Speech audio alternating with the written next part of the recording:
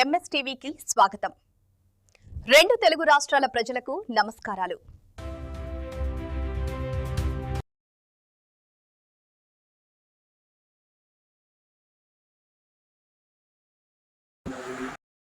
Welcome to MS media. ఈరోజు అనంతోపు గ్రామం ఆలపల్లి మండలం నెల్లూరు నియోజకవర్గం పినపాక నియోజకవర్గానికి వచ్చాము.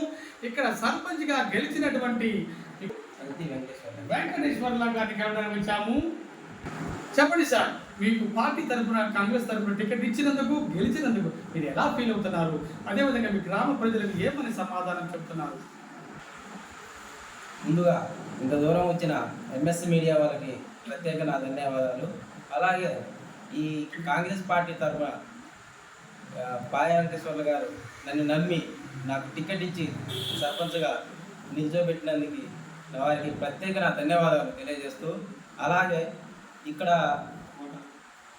ఓటర్లు అనంతపురం గ్రామ పంచాయతీ పరిధిలో ఉన్న ఓటర్లందరికీ పాదాభివందనం తెలియజేస్తూ, ఇక్కడ నాకు అత్యధిక మెజార్టీ ఇచ్చి నన్ను గెలిపించినందుకు వాళ్ళకి నా హృదయపూర్వక ధన్యవాదాలు, పాదాభివందనం తెలియజేస్తూ, నా వంతు నేను గ్రామ అభివృద్ధి ఎంతవరకు అయితే అంతవరకు నేను అభివృద్ధి చేయడానికి నేను కృషి చేస్తానని మీకు అందరికీ ఈ ఎంఎస్ మీడియా ద్వారా తెలియజేస్తున్నాను. అసలు మీరు రాజకీయంలోకి దేనికి రావాలని అనుకున్నారు? మీకు ఇన్స్పిరేషన్ ఎవరు చెప్పగలుగుతారు? ఇది మారుమూల ప్రాంతం, అల్లపల్లి మండలం అనగానే తెలంగాణలోని అత్యంత వెనుకబడ్డ ప్రాంతం. ఇక్కడ గిరిజన ప్రాంతంలో ఎక్కువగా గిరిజనులు ఎన్నో సమస్యలు ఉన్నాయి. ఈ సమస్యలు సేవ చేయడానికి నేను సర్పంచ్గా నిల్చున్నందుకు గ్రామాల్లో ప్రజలు నన్ను ఆహ్వానించారు.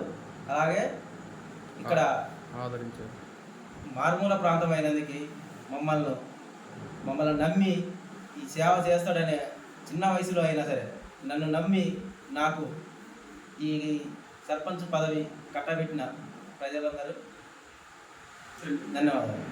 ఒకేసారి గెలిచారు కదా, గెలిచిన తర్వాత ఇప్పటి వరకు మీ గ్రామానికి ఇంకొన్ని అభివృద్ధి కార్యక్రమాలు, సంక్షేమ కార్యక్రమాలు అందించారు. అదేవిధంగా భవిష్యత్తులో కూడా ఇంకేమి కార్యక్రమాలు చేపడుతున్నారు? నేను గెలిచిన కొద్ది కాలంలో వీధి దీపాలు ఏర్పాటు చేయడం జరిగినది.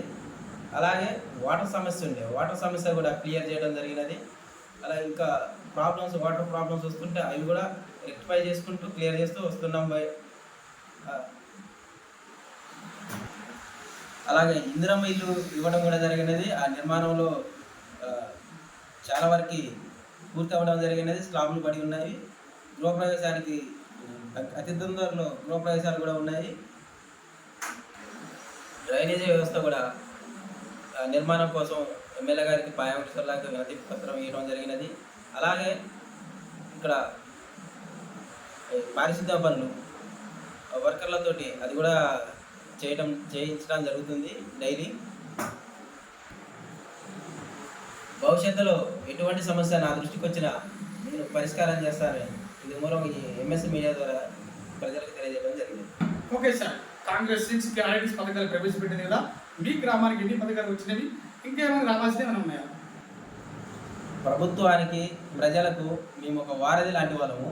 అలాగే ప్రభుత్వం ఇచ్చే పథకాలలో 6 గ్యారంటీలలో ఫ్రీ బస్, ఫ్రీ కరెంటు, సన్న బియ్యము, గృహజ్యోతి, గృహలక్ష్మి, ఇందిరమ్మ ఇల్లు ఇవి ప్రజలకు సంపూర్ణంగా చేరే విధంగా మేము కృషి చేస్తూనే ఉన్నామండి. అన్నీ వచ్చినాయండి. ఎన్ని 20 ప్రస్తుతం అనంతపురం గ్రామ పంచాయతీలో ఇందిరమ్మ ఇల్లు 20 ఇచ్చినాయి. అలాగే ఇంకా ముందు కూడా ఎమ్మెల్యే గారు చాలా ఇవ్వడానికి రెడీలో ఉన్నారు. ఇప్పుడు నెక్స్ట్ సెకండ్ విడత ఇవ్వడానికి రెడీలో ఉంది. ఈ త్వరలో సెకండ్ విడత కూడా వచ్చే అవకాశం ఉంది. సార్, మరి 2029లో మళ్ళీ కాంగ్రెస్ ప్రభుత్వం మళ్ళీ వస్తుంది అనుకుంటున్నారు? 100కి 100 పాళ్ళు కాంగ్రెస్ ప్రభుత్వం మళ్ళీ వస్తుందండి.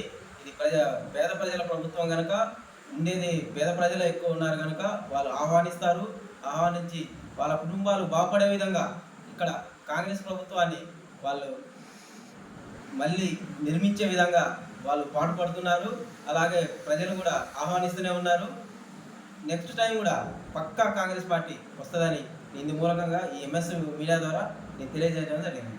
చెప్పండి, మనకు అనంతరావు సర్పంచ్ గారు కుర్రవాడు, యువకుడు, ఉత్తర అనంతుడు, చదువుకున్న వ్యక్తి, మరి ఈ గ్రామానికి ఇప్పటికే ఎన్నో సహాయ సహకారాలు అందిస్తున్నాడు. ఇంకా భవిష్యత్తులో కూడా అభివృద్ధి చేస్తాడని, ఆదర్శ గ్రామంగా మారుస్తాడని మేము ఆశిస్తున్నాం. Congratulations, welcome sir. MS media, ప్రతి చోట ప్రజల మాట.